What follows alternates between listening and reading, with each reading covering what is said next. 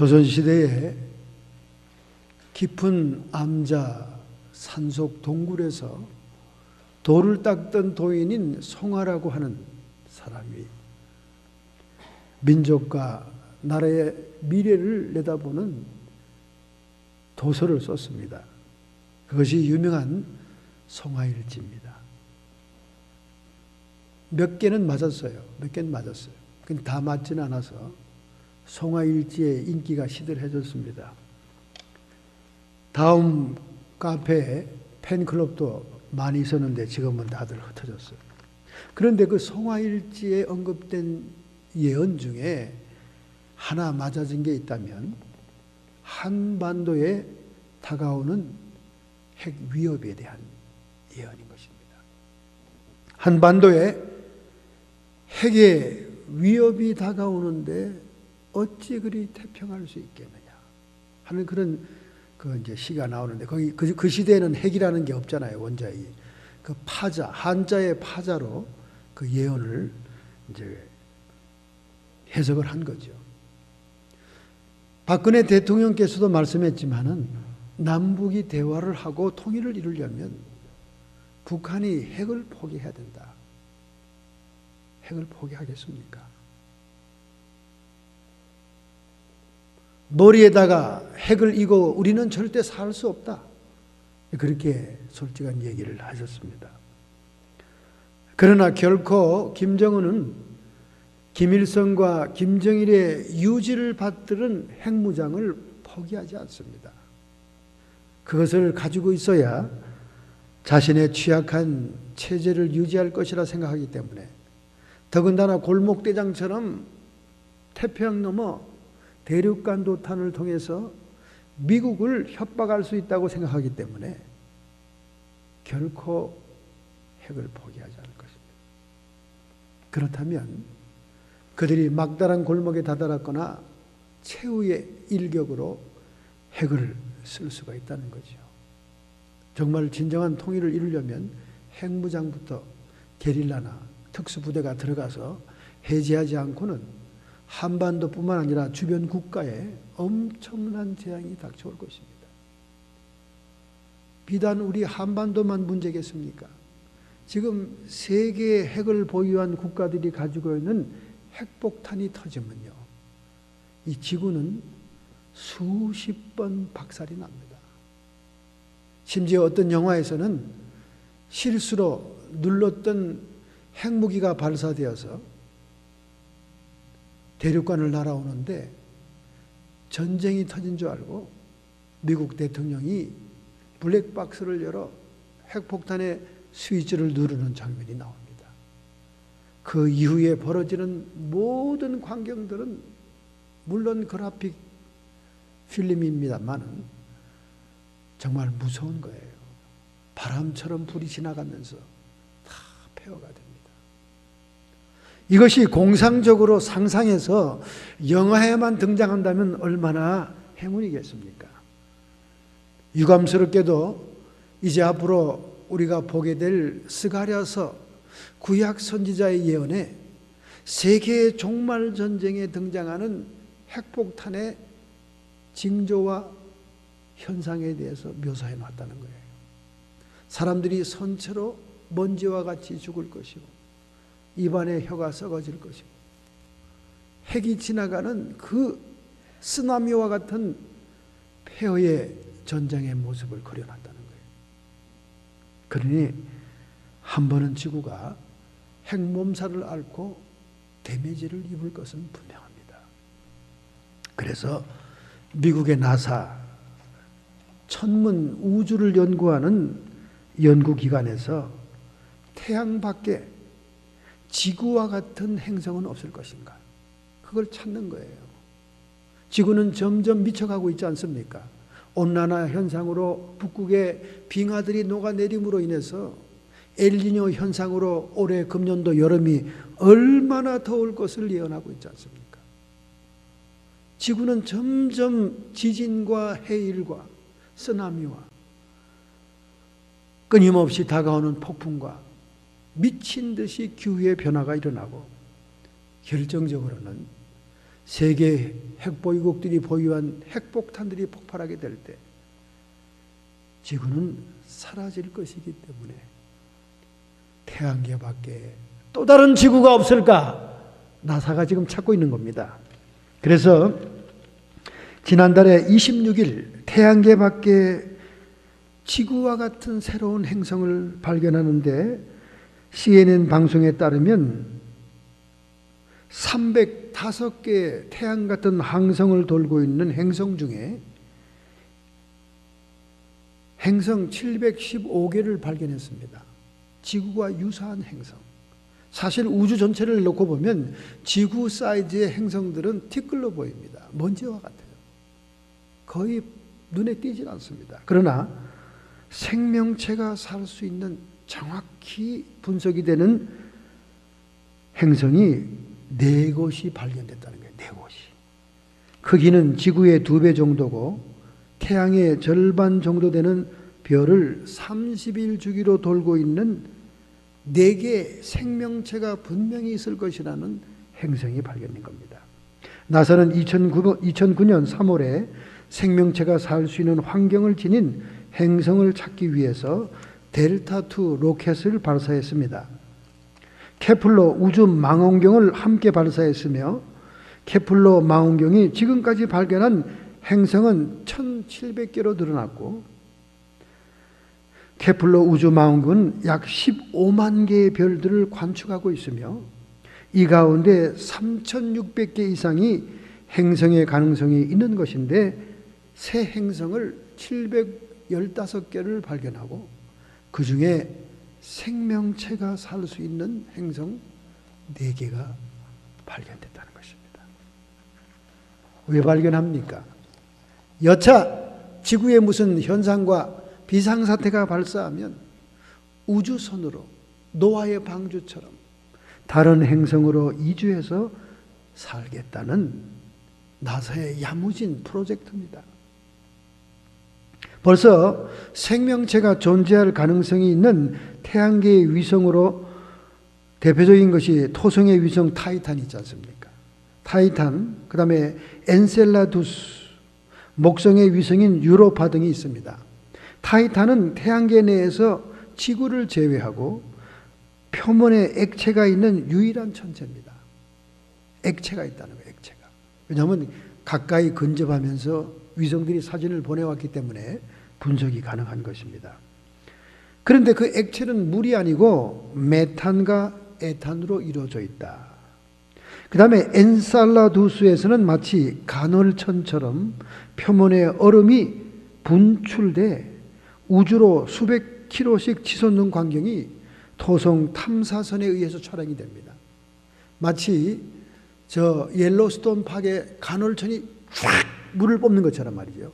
얼음 덩어리를 뽑아내는 수백 킬로씩 치솟는 그런 토성의 탐사선에 의해서 촬영이 됐다는 거예요.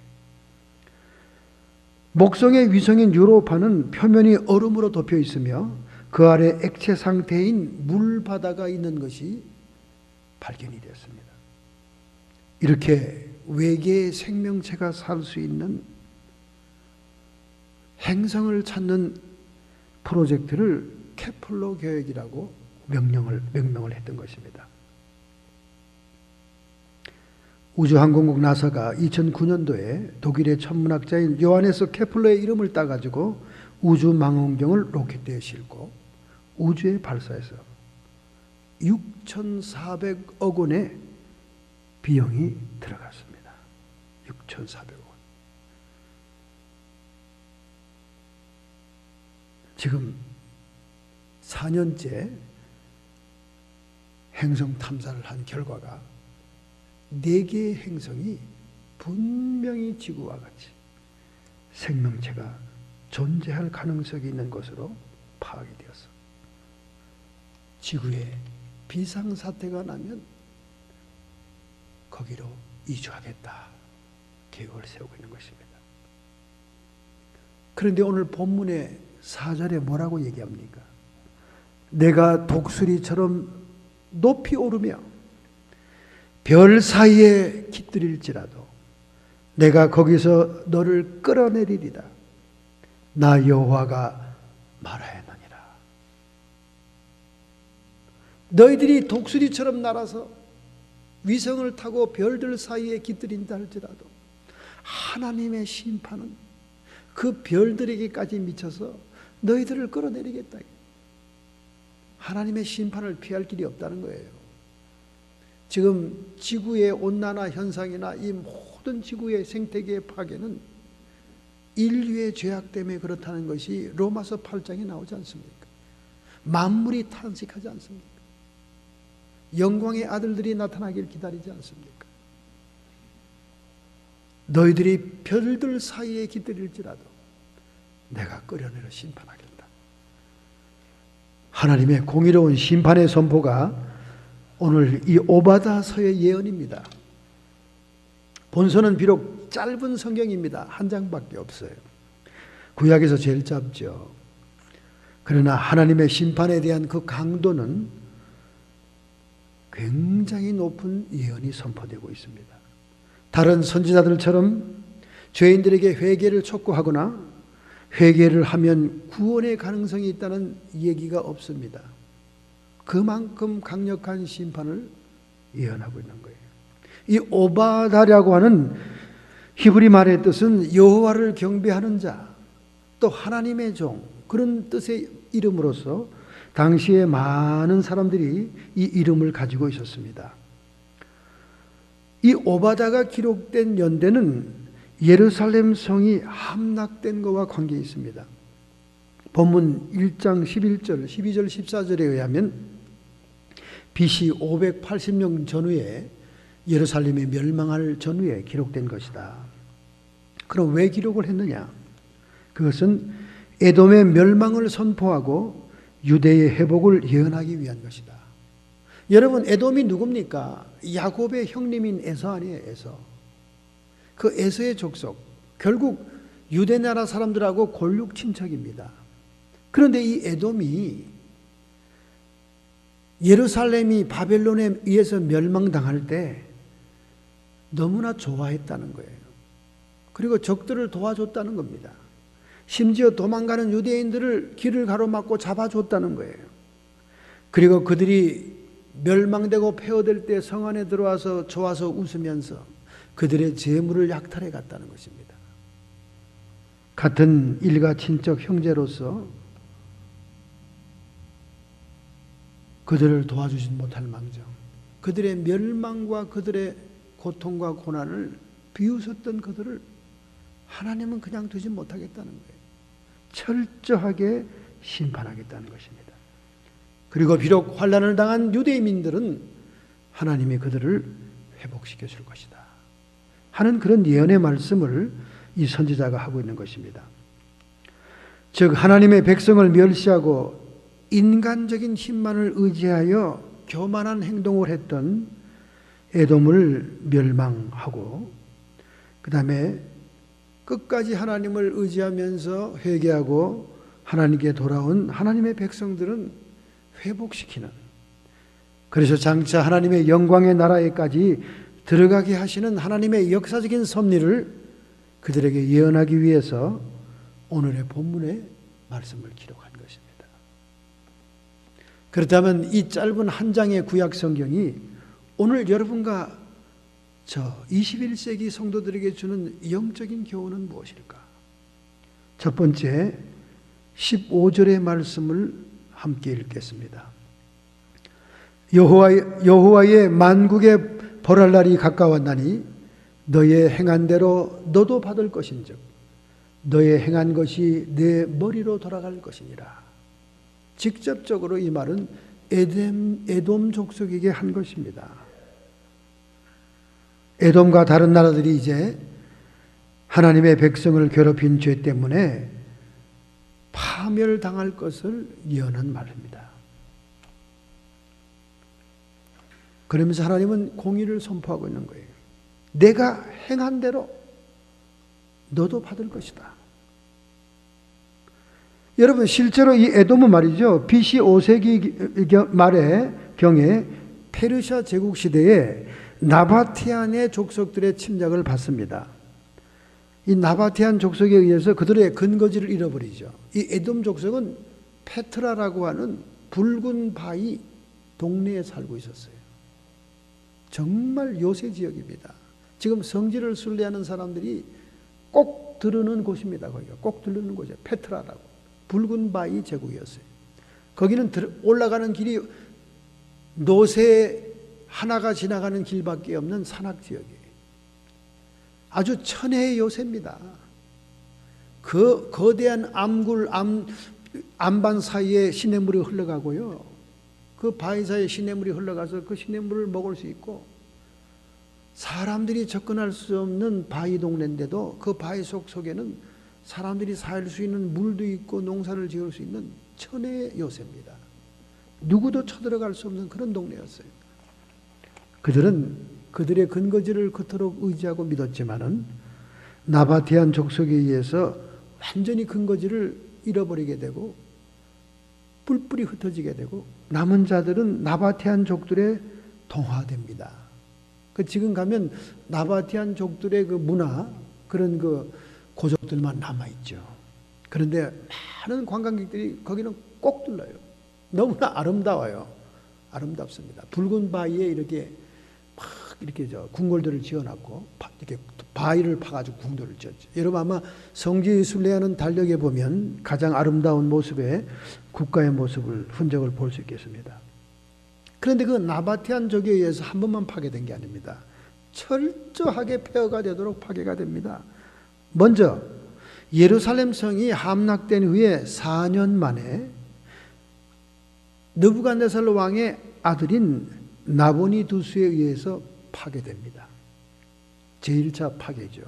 두 번째는 BC 126년에 요한 힐카너스라고 하는 군대에 의해서 유다에 편입이 됩니다. 그 다음에 AD 63년에는 예루살렘 성이 완전히 로마에 의해서 폐허가 되기 전에 먼저 로마가 유대의 침공에 들어오면서 에돔을 먼저 장악하고 거기에 헤롯이 다스리도록 식민지를 만듭니다. 그 후에는 완전히 역사 속에서 에돔은 사라지고 말았어요. 그들의 근거지가 페트라, 아름다운 붉은 안반의 도시였다 할지라도, 적군이 침공할 수 없는 천혜의 요새였다 할지라도, 하나님의 공의로운 심판 앞에 그들은 철저하게 파괴가 된 것입니다. 철저하게 파괴됐습니다. 옛날 우리 가족들이 많을 때 형들의 횡포가 대단했죠. 우리 한국의 유교 사상에 의해서 형들이 부모들을 책임진다는 그런 그 전통이 있으니까 부모들이 어릴 때부터 형은 특별 대우를 합니다. 그 형들이 부모를 대신해서 얼마나 행포가 심한지 몰라요. 동생들을 잡아놓잖아요. 잡아놓습니다. 저희 집에도 그 동생이 아주 그냥 형에 대해서 한이 많더라고요. 뭘 자꾸 시키고 꼬봉처럼 부려먹으니까. 그런데 어느 날 태권도 까만띠를 탁 따더니 말이죠. 밖으로 나오라고 형을 탁 부르더라고요. 그러니까 형이 저한테 얼른 뛰어와서 겁이 나가지고, 아버지 제가 왜 나보고 나와라고 한판 뜨자고 그러는데 어떡하냐고 겁이 났던 것 같아요. 그동안은 덩치도 크고 동생은 쪼만하니까 그냥 막 부려먹다가 얘가 이제 덩치도 커지고 까만띠를 따니까 도전을 해온 거죠. 그래서 제가 나가서 잘 타협을 시켰습니다. 동생은 그렇게 하는 게 아니고 형도 이제는 얘가 컸으니까 이제 예전처럼 그렇게 너무 시키지 말고 인격을 존중해줘라. 그래서 이제 큰 싸움을 말렸습니다만은 동생들은 형들에 대한 상처가 많죠. 많아요. 부모들이 특별히 형제끼리 싸우면 형편을 듭니다. 한 번은 형과 동생이 죽었어요. 죽었습니다. 형은 동생에게 한치의 양보도 없이 혼자 좋은 것을 갖고 먹고 즐겼습니다. 그러나 아우는 그 형을 대항할 만한 힘이 없어서 그렇게 언제나 양보하다가 한평생 살다 죽었습니다. 하늘나라 천사의 인도를 받게 되었어요. 천사가 형제에게 선택하라고 앞에 두 개의 통을 내놨습니다. 천사가 말했습니다. 각각 마음에 드는 것을 선택하세요. 그래서 형이 먼저 항상 그렇게 살아왔듯이 두 통에 이렇게 냄새를 맡아봤어요. 뭐 내용이 뭔지 모르니까. 근데 한 통은 좀 지저분해요. 한 통은 깔끔합니다. 그 코를 대보니까 깔끔한 통은 달콤한 꿀이 들은 것 같아요. 다른 한 통은 지저분한데 오물이 들은 것 같아요. 그래서 얼른 형은 달콤한 꿀통을 잡았습니다. 그러니까 형이 먼저 고르기를 기다리고 있던 동생은 할 수 없이 오물통을 골랐습니다. 그러자 천사가 말했습니다. 각자 통 안으로 들어가시오. 그래서 형은 향긋한 꿀통에 들어앉아 있고 동생은 오물통에 들어갔습니다. 형은 너무나 기분이 좋았어요. 이야, 역시 사람은 태어나기를 잘해야 돼.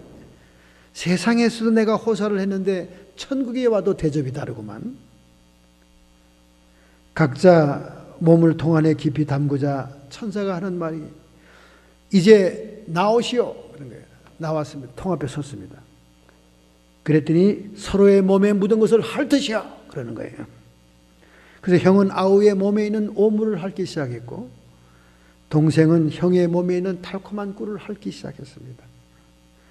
그들은 모두 그 일을 끝난 다음에 다음 방으로 안내가 되었어요. 이번에도 또 두 통이 또 있는 거예요. 똑같은 통이에요. 보니까 하나는 오물통이고 하나는 꿀통입니다. 하나씩 고르라는 거예요. 형이 이야 내가 짱구냐? 한 번 속지 두 번 속냐? 그래서 얼른 오물통을 탁 선택했습니다.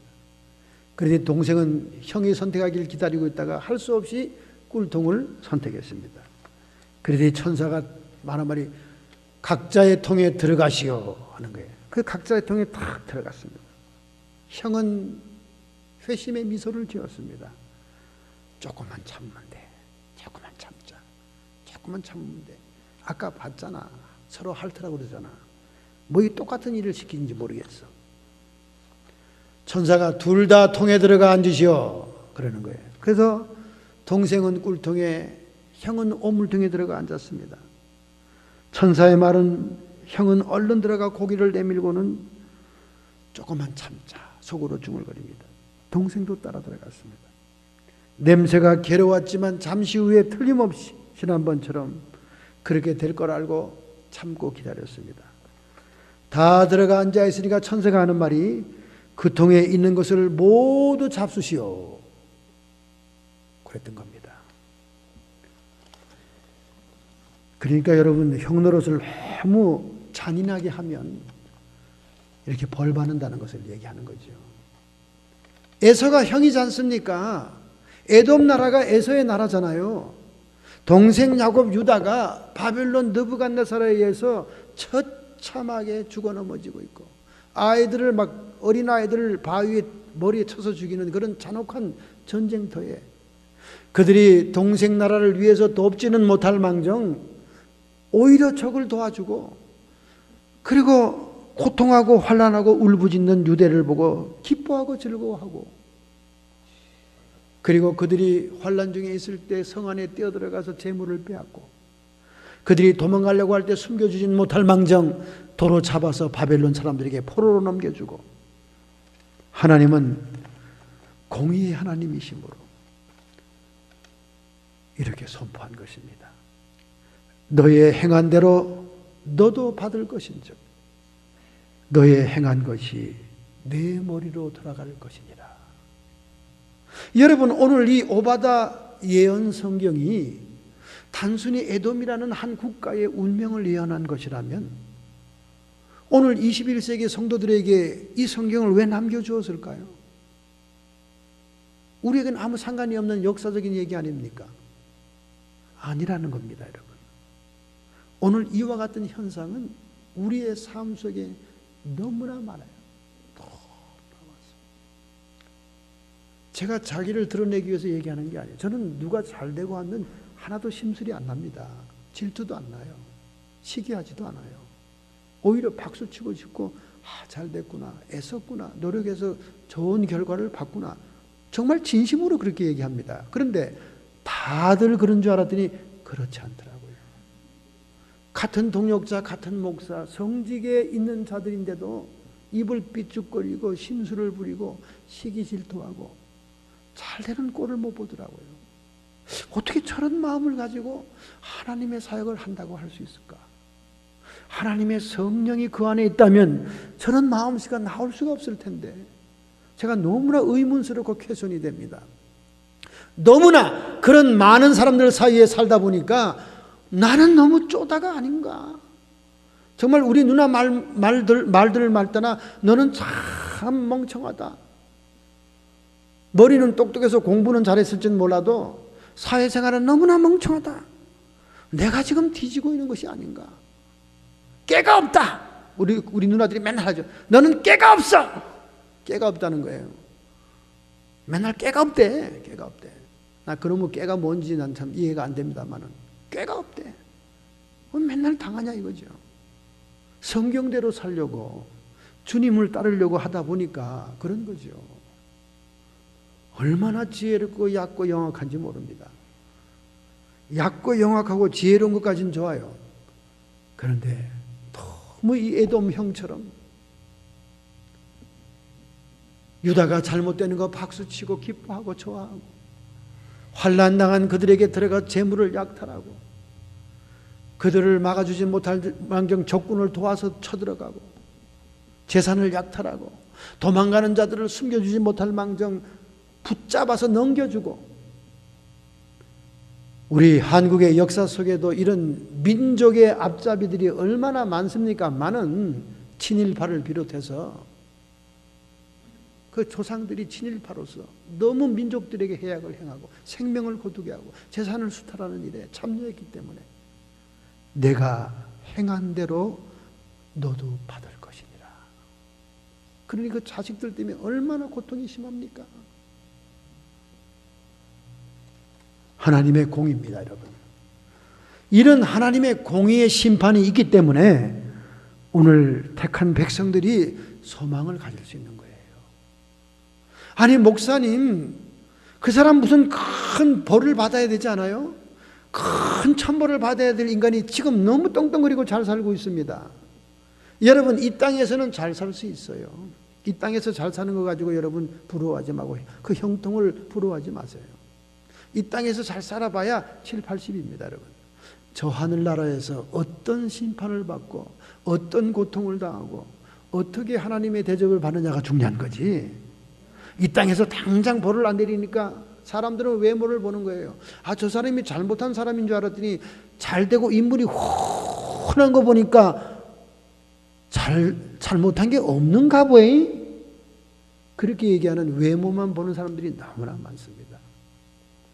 인생은 마지막을 봐야 되고 그리고 하나님의 그리스도의 심판대에서 내려지는 법정 선언을 봐야 되는 거지.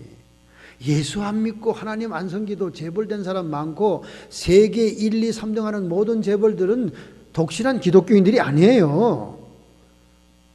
하나님의 공의대로 집으로 집 먹고 살고 있는 거지. 이 땅에서 잘 먹고 잘 사는 것이 그 사람의 신앙의 척도가 아니다 그 말이에요. 이 땅에서 잘 먹고 잘 사는 것이 신앙의 척도가 된다면 그건 번영신학이죠. 그 번영신학 때문에 얼마나 무당종교 만들어 놓았고 번영신학에 본거지했던 저 크리스탈 처치는 부도가 났잖아요. 번영신학은 십자가의 복음신학이 아닙니다. 이 땅에서 잘 사는 사람들, 돈 많이 헌금하는 사람들이 믿음이 짱이다.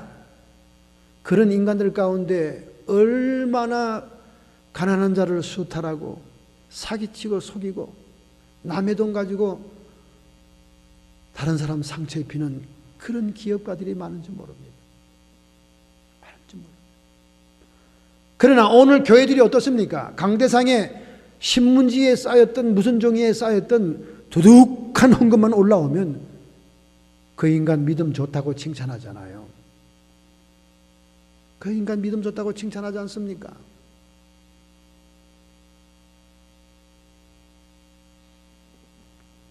그러나 여러분, 돈 내는 양이 믿음을 얘기하는 건 아니에요. 정말 믿음과 감사에 의해서 드려지는 헌금이어야 되는 겁니다. 바로 하나님께서는 하나님의 공의를 통해 죄인을 심판한다는 것을 강력하게 선언하고 있는 것입니다. 갈라디아서 5장 7, 8절에 성령께서 오늘 여러분들에게 말씀하십니다. 스스로 속이지 말라. 하나님은 만월이 받지 아니하시나니 사람이 무엇으로 심든지 그대로 거두리라. 자기 육체를 위하여 심는 자는 육체를 따라 썩어진 것을 거두고 성령을 위하여 심는 자는 성령으로부터 영생을 거두리라. 할렐루야. 여러분, 이 말씀을 그냥 한 귀로 흘러버려서는 절대 안 됩니다. 하나님은 공의로우신 분이에요. 내가 행한 대로 너도 받을 것인데 너의 행한 것이 내 머리로 돌아갈 것이니라. 반드시 이루어집니다. 여러분. 너무나 사죄의 복음, 너무나 주님의 용서가 크다 보니까 오늘날 교회 안에 바리새인 서기관 같이 위선적인 성도들이 얼마나 많습니까? 죄를 물 먹듯이 밥 먹듯이 하면서 회개하면 되지. 회개하면. 심지어 목사 사모에게, 목사에게 죄를 경고해도 목사님 회개하면 되죠. 그게 할 말입니까, 여러분? 그게 할 말이에요. 자기가 짓는 죄를 수치스럽게 애통하게 다윗처럼 통곡하면서 애절하게 자기의 죄를 뉘우칠 줄 생각하지 못하고 회개하면 되지. 회개가 그렇게 식은 죽 먹기 간단합니까? 회개하면 됐지. 땡! 회개하면 되는 게 아니에요. 여러분, 다윗이 누굽니까? 하나님의 사랑하는 자, 내 마음에 합한 자입니다. 이 지구상에서 예수님의 조상으로서 하나님이 사랑하는 자요, 하나님이 합한 자인 그도 그 죄의 형벌을 면제시키지 않았어요. 몇 번 리피트해서 얘기합니다. 그가 제 용서함을 받았다는 나단 선지자의 선고를 받았지만은 바세바와 함께 난 첫 아들이 죽지 않습니까? 그리고 나단이 나가면서 그에게 말하지 않습니까? 내가 사탄으로 하여금 참소의 거리를 만들었으니 내 집에서 칼이 떠나지 아니하리라. 사죄의 은총과 제 용서함을 받았지만은 심은 대로 거두는 건 거두는 거다, 그 말이에요.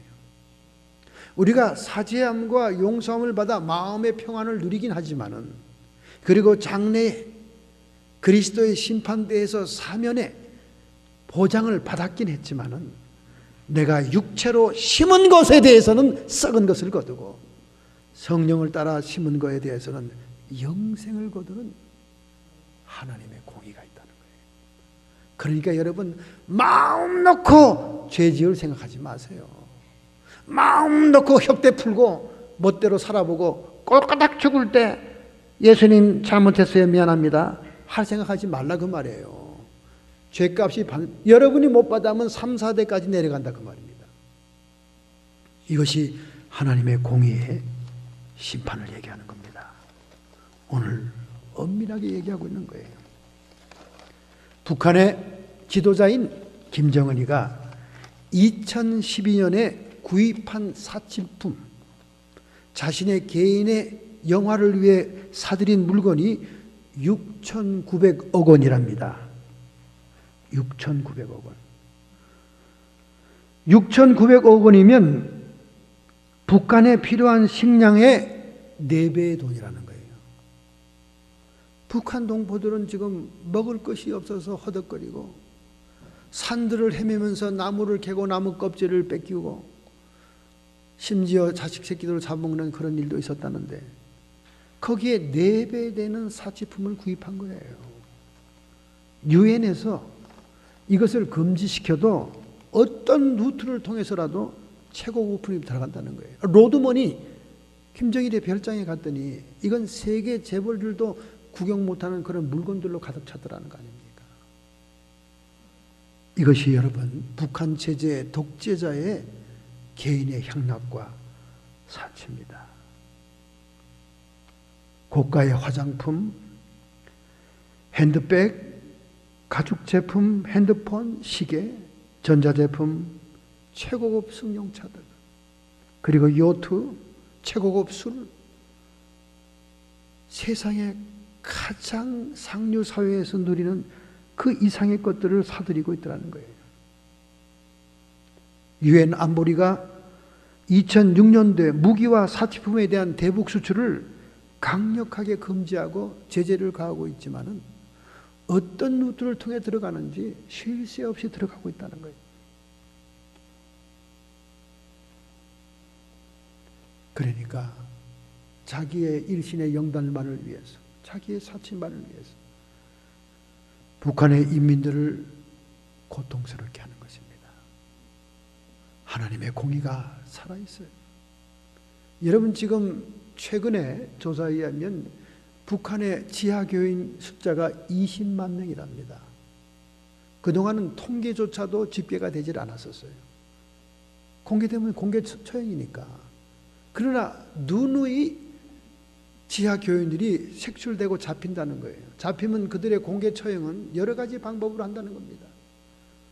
교인들을 하나님께 기도하는 손으로 묶어놓고는 드릴로 손을 뚫어버린다는 거예요. 그리고 굵은 대모 십자가로 두 손을 묶어버린다는 거예요. 온갖 참혹한 형태의 형벌로 교인들을 박해하고 있습니다. 점점점 지하 교인들은 생명을 걸면서 믿음으로 들어간다는 거예요. 수많은 북한 선교사들이 중국과 북한의 경계 지역에서 많은 일을 하고 있잖아요. 그들로 인해서 죽음을 무릅쓰고 불로 뛰어드는 전도자들에 의해서 지하 교인들이 자꾸 증가한다는 거예요. 그런데 잡히면 총살이고 잡히면 참혹한 처형이라는 거예요. 뭐 여러 가지 형태의 잔혹한 모습을 본보기로 그들에게 보이면서 죽인다는 거예요.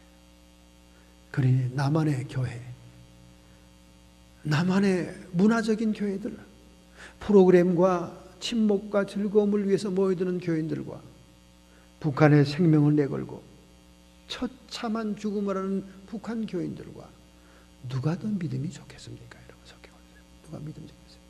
오늘 아침에 소식을 들으니까 전주에 있는 기성교회들이 신천지의 침입으로, 신천지의 잠입으로 교회들이 다 문을 닫았다는 거예요. 수없이 초토화 만든다는 거예요. 저는 그렇게 얘기했습니다. 마치 타락한 기독교를 향해서 이슬람 교도를 일으켜 기독교를 멸절시킨 것과 같이 오늘 남한의 한국 교회들이 사치하고 음란하고 부패하고 타락하니까 신천지라고 하는 이단 교단을 통해서 쓰나비처럼 심판하고 있는 것이다. 바벨론을 들어 이스라엘을 심판하고 아스리아를 들어 유대를 멸망시키는 하나님의 섭리처럼 오늘 교회들이 정신을 차리지 못하고 문화적인 공간, 예술적인 공간, 도리어 영적인 교회들을 핍박하고 성령을 회방하니 쓰나미처럼 이단 교파가 교회를 휩쓸고 지나가고 있는 겁니다. 하나님의 심판이라고 생각합니다. 하나님의 심판. 제가 괜히 빈발로 그러는 게 아니에요. 가끔 한국의 부흥에 나가보면 야, 이거 이래도 되는가 할 정도의 교회답지 않은 교회들이 얼마나 많은지 모릅니다. 김정은이가 사치품을 구입한 거나 오늘 21세기 세계의 교세를 자랑하는 한국교회가 썩은 거나 무엇이 다르겠습니까? 하나님의 공의로운 심판이 기다리고 있는 것입니다. 이런 하나님의 엄격한 공의로운 심판은 오늘 우리 영적인 교회들에게 용기와 힘을 주는 것입니다. 왜냐하면 하나님의 백성들을 괴롭히고 미혹하는 사탄의 권세가 하나님의 교회의 권세로 말미암아 패망하는 것을 보장하기 때문에 그렇습니다. 할렐루야. 마태복음 16장 18절 19절에 말합니다. 내가 이 반석 위에 내 교회를 세우리니 I will build my church. 음부의 권세가 이기지 못하리라. 내가 천국의 열쇠를 주노니 너희가 무엇이든지 땅에서 매면 하늘에서도 매일 것이요 너희가 무엇이든지 땅에서 풀면 하늘에서도 풀리리라. 하나님의 공의로운 심판, 하나님의 놀라운 심판의 선고는 오늘 21세기 교회에 사탄을 이길 수 있는 보장이 되는 것입니다. 할렐루야. 오늘도 우리는 사탄의 미혹과 귀신의 세력들을 분쇄하여 승리의 교회, 영광스러운 교회, 이기는 교회가 되어야 될 줄로 믿습니다. 할렐루야. 두 번째 구절을 한번 보겠습니다. 두 번째 구절은 21절입니다. 오늘 본문의 마지막 절 21절을 보겠습니다. 구원자들이 시온산에 올라와서 에서의 산을 심판하리니 나라가 여호와께 속하리라. 시온산으로 유대가 회복된다. 여러분, 시온산은 예루살렘 성이 서 있는 언덕을 얘기합니다. 또 시온이란 말은 오늘날 영적 교회, 하나님의 신부를 의미합니다. 그러므로 이 두 번째 말씀은 하나님의 은혜로서 야곱이 의인의 회복을 이루는 것을 얘기하는 것입니다. 하나님의 택한 백성이요 하나님의 자녀되는 야곱의 백성, 영적인 이스라엘, 하나님이 반드시 회복한다는 거예요. 먼저 육적인 이스라엘을 회복한다는 거죠. 하나님의 남은 백성들이 하나님의 은혜의 날이 임하면서 시온산으로 돌아온다. 고토로 돌아온 2000년 만에 유리방황하던 유대인들이 돌아온 이스라엘의 독립을 얘기하는 거예요. 이것은 1948년 5월 14일에 벤구리온 수상에 의해서 팔레스타인의 이스라엘의 건립이 선포됩니다. 물론 유엔의 가결에 의해서 이어서 선포가 된 거죠. 그러나 이 팔레스타인 땅에 이스라엘이 세워지기까지 하나님의 손길로 도움을 준 영국과 미국도 유엔도 있지만은 수없는 나라들이 회방하고 방해했습니다. 그러나 하나님의 구약의 약속들, 신약의 예수님의 예언은 반드시 이룰 수밖에 없는 거예요. 마태복음 24장 32절 33절 예수님께서 말씀했습니다. 무화과 나무의 비유를 배우라. 그 가지가 연하여지고 잎사귀를 내면 여름이 가까운 줄 아나니 이와 같이 너희도 이 모든 일을 보거든 인자가 가까이 곧 문 앞에 이른 줄 알라. 할렐루야. 여러분, 꽃을 피지 않는 무화과 열매, 무화과 나무는 이스라엘의 국화요, 이스라엘을 상징하는 나무입니다. 곧 예수님의 이 비유는 2000년 동안 유리방황하던 유대민족이 모든 나라들로부터 고토로 돌아올 시오니즘을 선포한 거예요. 유대의 회복을 얘기한 겁니다. 오늘 보면 마지막 절에 구원자들이 시온산에 올라온다.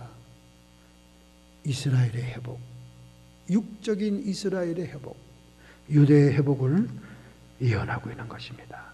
뿐만 아니라 오늘 영적 이스라엘인 하나님의 교회 백성들, 하나님의 자녀들, 성도들이 하나님의 영광의 나라에 들어가게 될 것을, 하나님의 영광의 나라가 회복될 것을 오늘 예언하고 있는 것입니다.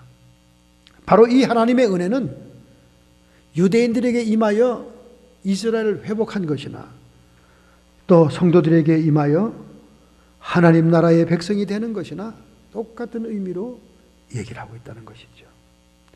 하나님의 공의와 하나님의 은혜는 하나님의 대표적인 성품입니다. 속성이에요.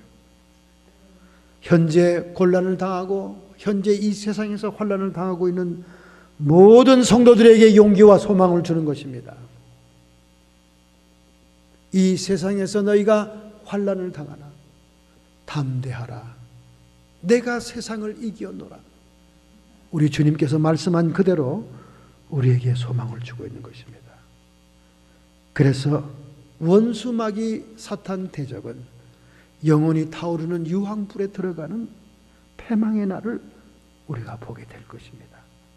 결국 그리스도는 구원자시요 결국 그리스도의 왕국이 반드시 이루어질 것을 오늘 오바다 선지자는 중복적으로 예언을 하고 있는 것입니다. 할렐루야. 갈라디아서 5장 16절에 말씀합니다. 내가 이르노니 너희는 성령을 좇아 행하라. 그리하면 육체의 욕심을 이루지 아니하리라. 할렐루야. 우리가 성령을 좇아 행하면 하나님 나라의 백성으로 합당한 자격을 갖추게 되는 것입니다. 그러나 육체의 욕심을 따르게 되면 그 육체의 욕심에는 세상령이 붙게 되어 있는 거예요. 세상령이. 목사님들에게 와서 자꾸 귀신을 쫓아달라, 무당 귀신을 쫓아달라 뭐 부탁하는 분들이 많아요. 오늘 아침에도 차 타고 오다가 우리 사모 친구에게 그런 부탁을 받았습니다. 목사님이 강력하시니 플로리다에 있는 자기 친구 무당령 좀 쫓아달라고 기도 부탁이 왔습니다. 무대부로 쫓는 게 중요한 게 아니에요. 그분 자신이 욕심을 따라 살지 말아야 됩니다. 욕심을 따라 살면 그 영이 떠나질 않아요. 세상 영이 떠나지 않습니다. 마귀가 역사하고 참소하고 들어올 발판을 떡 마련해 놓고는 아무리 힘 있는 주의 종들이 중보하고 대언한다 하더라도 힘만 빠지는 거예요. 내성만 생기는 거예요. 근본적으로 세균을 쫓아내지 못하고 자꾸 약만 처방하고 주사만 맞아야 소용없는 거예요. 내 육신의 저항력이 밀어내야 되는 겁니다.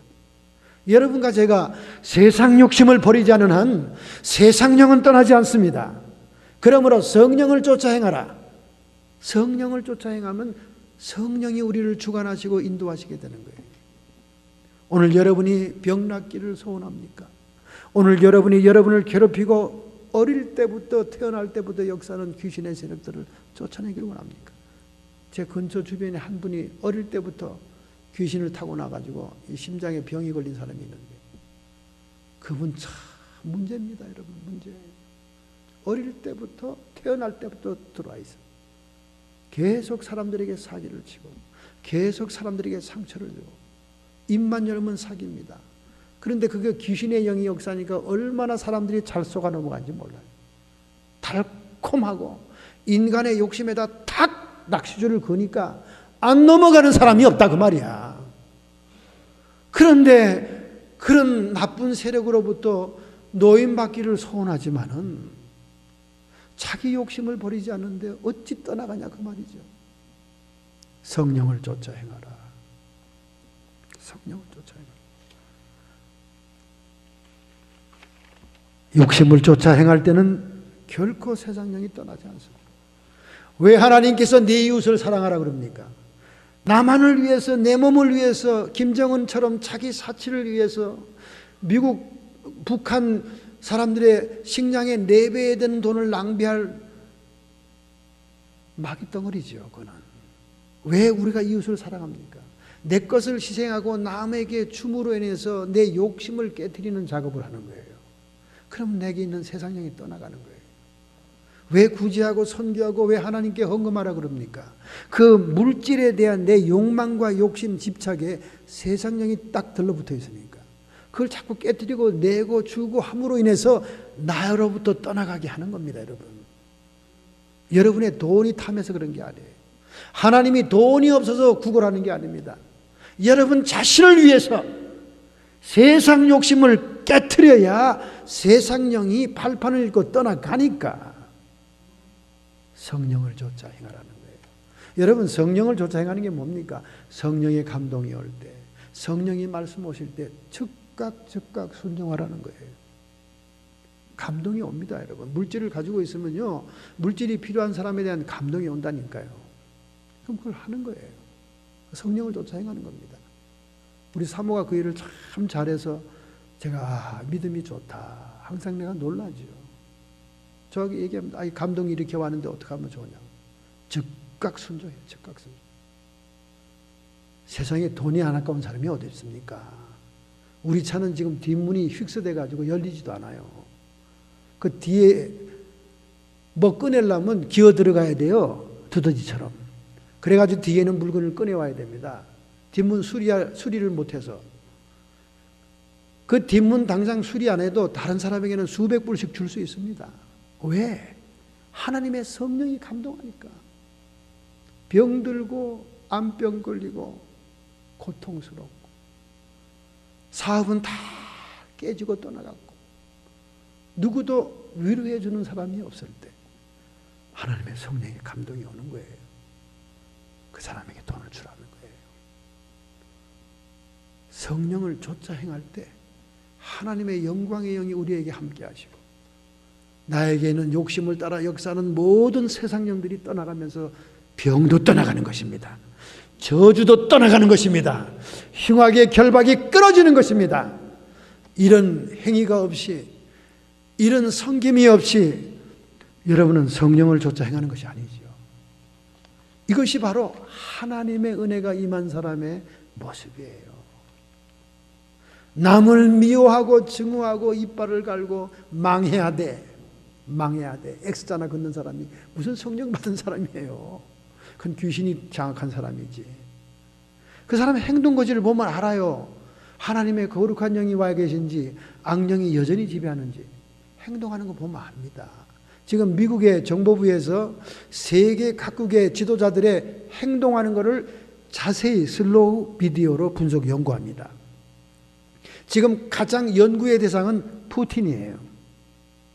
푸틴의 행동과 움직임, G7, G20 정상회담에 나타나서 움직이는 모든 행동을 비디오로 녹화하고 정보부에서 분석하는 겁니다. 심리학자, 정신분석학자들이 모여서 분석하는 거예요. 저 사람이 이렇게 손을 옮기는 제스처, 발을 움직이는 모습, 이런 행동들에게서 그의 성격, 그의 기질, 다음 행보를 예측하는 거예요. 여러분과 저의 다음 행보는 무엇입니까? 성령을 좇아 행하면 되는 것입니다. 할렐루야! 이것이 여러분이 은혜 받은 증거요. 하나님의 성령의 도우심을 받고 사는 증거입니다. 그런 것이 없는데 무슨 증거가 나타나요? 요즘 한국의 캐톨릭은 흥분하고 있어요. 들떴습니다. 로마의 바티칸의 프란체스코 교황이 한국을 방문한다는 거 아닙니까? 그것도 꽃동네 장애자들이 있는, 핸디캡들이 있는 그 동네를 또 방문한다는 거 아닙니까? 아마 저는 최근에 여러 많은 교황이 지나갔지만은 이번 브라질 출신의 프란체스코 교황은 빈민의 성자 같은 참으로 존경스러운 분입니다. 그의 모든 생애를 보면은 그가 어떻게 살아오는 걸 볼 수 있어요. 지금도 바티칸에 가면서 버스를 타고 다니잖아요. 버스를. 특별한 집도 원치 않고 말이죠. 13세기에 아시시의 성자였던 성 프란시스를 담으려고 하는 교황은 빈자들에게, 가난한 자들에게, 약한 자들에게, 소수자들에게 관심을 갖고, 그러니 한국을 방문하면서 그 시골 동네까지 내려가 꽃동네 장애자들의 고아원을 방문한다는 거 아니겠어요?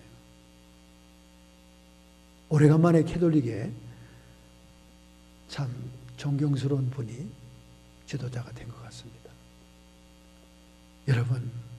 여러분과 제가 하나님의 은혜를 받았다고 하면서 우리에게 그 은혜의 모습이 보이지 않는다면 진정 하나님의 은혜를 받은 자라 할 수가 없는 것입니다.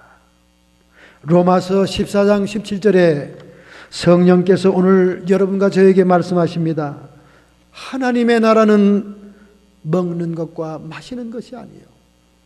오직 성령 안에서 의와 평강과 희락이니라. 여러분, 우리가 하나님의 나라를 얘기할 때 초월적인 하나님의 나라가 있고 내재적인 하나님의 나라가 있잖아요.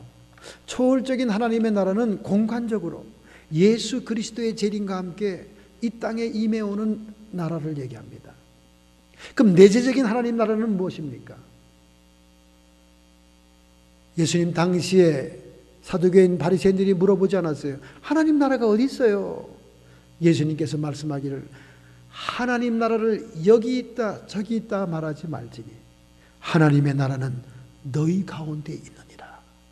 Among you, 너희들 가운데 있다. 내재적인 하나님 나라를 얘기하는 거예요. 시공간을 초월하여 하나님의 통치, 성령의 주권과 인도가 있는 다스림이 통하는 나라가 하나님의 나라다 그 말이에요. 오늘 여러분과 내가 성령을 모시고 산다고 하는 내재적인 하나님의 나라를 내 마음에 이루고 있다면 여기에 하나님의 통치가 이루어져야 됩니다. 하나님의 주권에 순종해야 됩니다.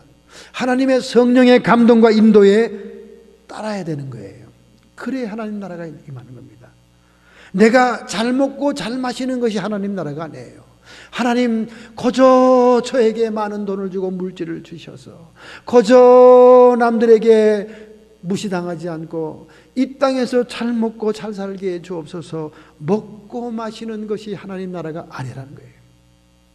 하나님의 나라는 성령 안에서 의, 하나님이 옳다고 하는 것을 행하는 의, 하나님의 뜻을 행하는 의와 평강, 세상 염려, 근심, 욕심, 자식 걱정 때문에 초조하고 불안한 것이 아니라 하나님의 성령이 임마누엘 나와 함께 하심으로 세상이 흔들려도 쓰나미가 와도 주변 환경이 변화도 끄떡없는 내 마음의 평강, peace of mind, 그리고 희락이라 하나님 안에서의 즐거움을 누리는 것입니다. 하나님과 나와의 깊은 인격적인 교제에서 오는 희열과 기쁨, rejoice, joyousness, 하나님과의 기쁨이 함께하는 것이 하나님의 나라라는 거예요. 오늘 이 나라도 여러분이 회복해야 될 줄로 믿습니다. 궁극적인 하나님의 나라가 도래하기 전에 먼저 여러분과 저 사이에 내재적인 하나님의 나라가 도래해야 될 줄로 믿습니다. 국밥 한 그릇 사주고 7년 동안 염전의 노예가 되었다는 얘기가 박 대통령을 흥분시켰지 않았습니까? 도대체 21세기 이 나라에서 어떻게 이런 일이 일어날 수 있느냐? 대통령이 한번 화를 냈더니 경찰들이 출동하고 수사관이 나가고 굉장했습니다. 추위가 가시지 않은 2007년 초에 목포시의 한 식당, 한모 씨 58세는 따끈한 한 그릇의 국밥을 먹고 있었습니다. 그 식당에는 전남 신안군에서 염전을 운행하는 박모 씨 동갑 58세 같이 밥을 저쪽 편에서 먹고 있다가 한 씨의 허름한 옷차림과 어눌한 말투를 유심히 보던 그는 일어나서 한 씨에게 조용히 다가와서 국밥값을 내주면서 돈을 벌게 해줄 테니 우리 집에 가자고 꼬였습니다. 그 제안을 따라 실직자였던 한 씨는 박 씨의 집으로 따라갔는데 그 이후에 7년 동안이나 박 씨의 염전에서 비참한 노예 생활했다는 거예요. 매를 맞고 음식도 제대로 먹지 못하고 심지어 피해자들이 받는 임금과 그리고 그들이 받는 장애 수당까지 착취해가면서 노예로 부려먹었다는 거예요. 그런 수많은 예들이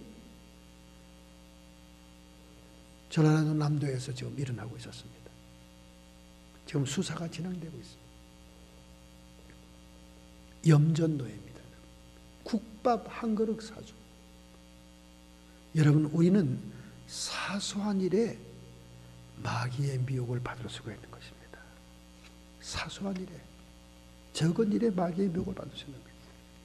심지어 지나가다가 볼펜 하나 떨어져 있는데 그거 하나 주머니에 넣을 수도 있는 사소한 일에 마귀와 귀신들을 불러들일 수도 있는 거예요. 헬스클럽에 가면 분실물이 많습니다. 저도 자물쇠와 열쇠를 같이 끼워놓고 잊어버린 데가 한두 번이 아니었어요.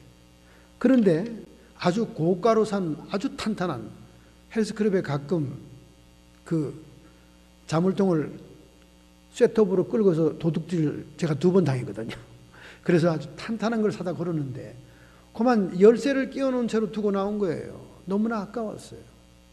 분명히 누가 가져갔을 겁니다. 그죠? 자물통이 너무나 값지고 튼튼한 거고 거기다 열쇠까지 턱 끼워서 가져가 주십시오 했으니까. 그런데 혹시 몰라서 프론트에 가서 분식물함을 보자고 그랬습니다. 제가 열쇠를 잊어버렸는데 혹시 있나 보자고. 봤더니 거기 들어있더라고요. 제가 2번이나 그렇게 찾았습니다. 참 감사하더라고요. 그러니 제가 헬스클럽에서 분신물을 보면 제 주머니에 넣을 마음이 생기겠어요? 아무리 좋은 것이라도 탁 집어서 누군가 또 찾으러 올 사람이 있을 것이다. 그래서 프론트에 갖다 맡기면 아주 그분들이 좋아합니다. 여러분, 이렇게 사소한 것도 우리가 찾으면 너무나 기쁘잖아요. 그런데 양심을 속이고 얼마나 많은 것들을 잊어버립니까?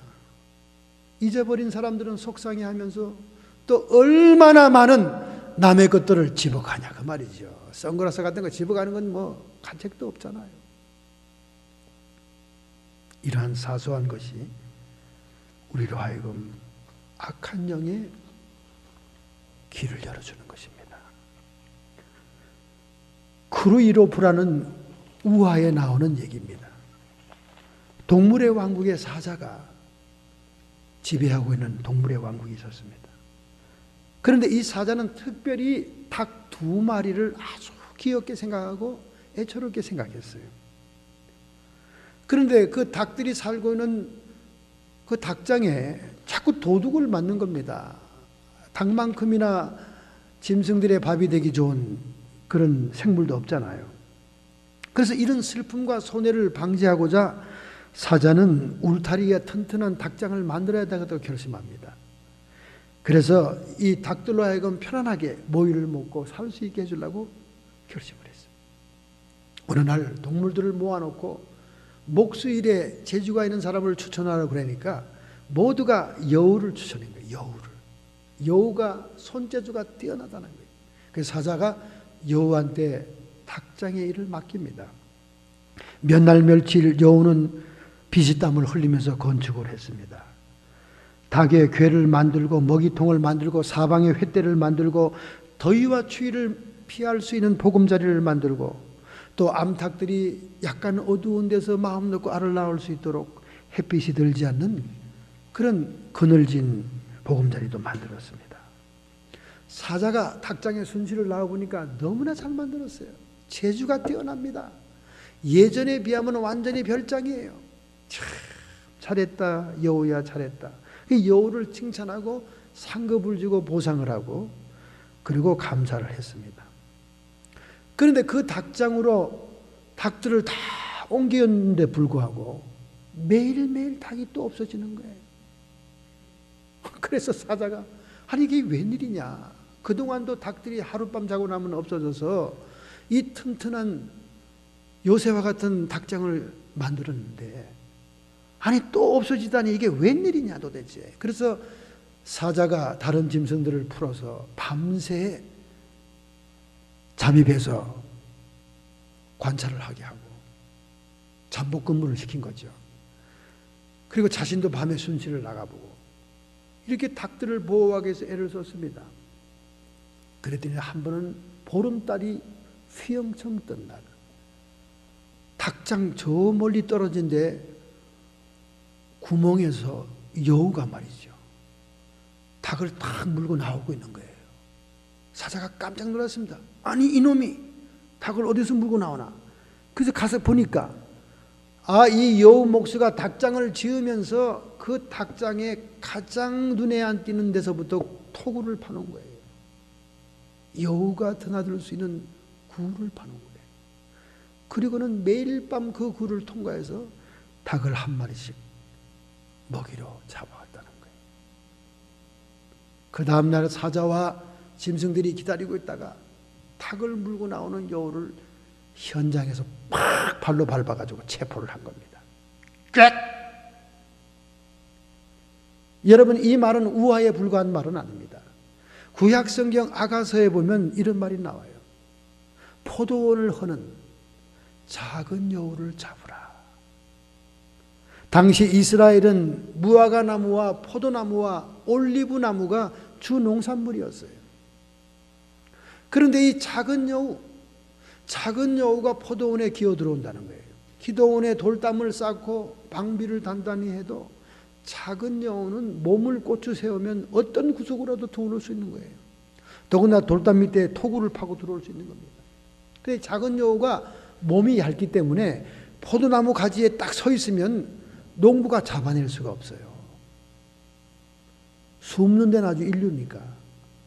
그런데 이 작은 여우를 잡으라는 거예요. 이 작은 여우가 왜 문제가 되고 있느냐? 포도가 아직 열리지도 않았는데 작은 여우가 들어오면 뛰어다니면서 포도나무를 흔들어대니까 열매를 맺게 하는 포도꽃을 떨어뜨린다는 거예요. 포도의 꽃이 작은 여우가 설치고 다니는 바람에 떨어지게 되면 더 이상 포도는 열매를 맺을 수 없기 때문입니다. 그래서 아가서에 말하기를 작은 여우를 잡아라. 포도원을 허는 작은 여우를 잡아라. 이 작은 여우와 같은 존재가 에덴 족속이었어요. 그들은 막강한 군대를 가지고 예루살렘 성을 무너뜨릴 만한 바벨론 군대와 같은 그런 나라는 아니었습니다. 그러나 형제의 나라요, 같은 친척의 나라임에도 불구하고 작은 여우 새끼처럼 간사하게 대국에 붙어서 동조해서 하나님의 백성을 괴롭힌 겁니다. 오늘날 여러분과 저를 괴롭히는 영적인 세계의 귀신의 세력들, 마귀의 세력들, 많은 세력들이 있습니다. 이 작은 여우를 잡아야 돼. 작은 여우를 잡아야 돼. 이 작은 여우는 작은 토굴과 작은 틈을 통해 들어오는 것입니다. 오늘 여러분과 제가 성격적으로 화를 내는 것, 오늘 여러분과 제가 적은 돈을 탐한 것, 오늘 여러분과 제가 하나님의 성령이 감동할 때 그 적은 요구를 무시하는 것, 이런 모든 것들이 사탄, 마귀, 귀신들의 여우를 날뛰게 하는 실마리가 된다는 것입니다. 오늘 우리의 삶 속에서 이런 작은 여우를 잡아야 될 줄로 믿습니다. 그것이 사소한 죄라도 사소한 거짓말이라도 우리는 하나님의 공의 앞에 하나님의 은혜를 따라 승리해야 될 줄로 믿습니다. 할렐루야. 새롭게 결심하고 결단하면서 하나님의 영광의 나라에 참여하는 백성 되기를 결단하고 결심한다면 여러분의 가슴에 손을 얹기 바랍니다. 오늘 이날에 포도원을 허는, 포도원의 꽃을 떨어뜨리는, 포도원의 열매를 맺지 못하게 하는 여러분과 나에게 있는 작은 여우를 잡아야 됩니다.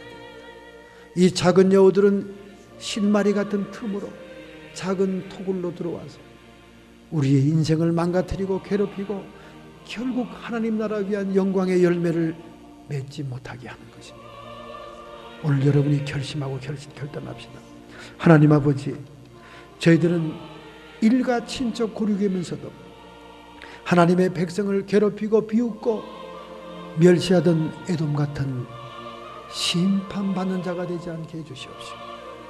하나님의 성령을 쫓아 행함으로 육체의 욕심을 이루지 않은 성령의 통치가, 성령의 지배가, 성령의 인도함을 받는 내적인 하나님의 왕국을 이루게 하여 주옵소서. 오늘 이렇게 결심하고 결단하는 성도들을 우리 주님 피 묻은 손으로 안수해 주심을 믿습니다. 성도의 육체와 정신의 역사하는 모든 질병들아, 고통과 아픔을 가지고 이 시간 떠나갈지어다.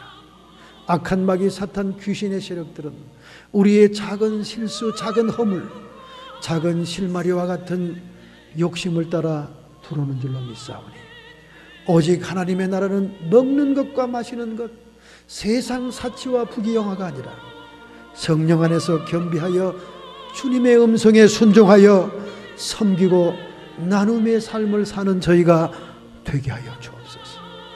결심하는 성도들을 축복해 주심을 믿습니다. 하나님의 영광 드러내게 해 주옵소서. 악한 마귀 사탄 귀신의 세력들아, 예수님의 이름 권세로 우리의 주변과 나의 인생에서 쫓김 받을지어다. 흉악의 결박이 끊어지고 저주의 멍에는 사라지며 하나님의 영광의 나라에 참여하는 주의 백성 되게 하옵소서. 예수님의 이름으로 감사하며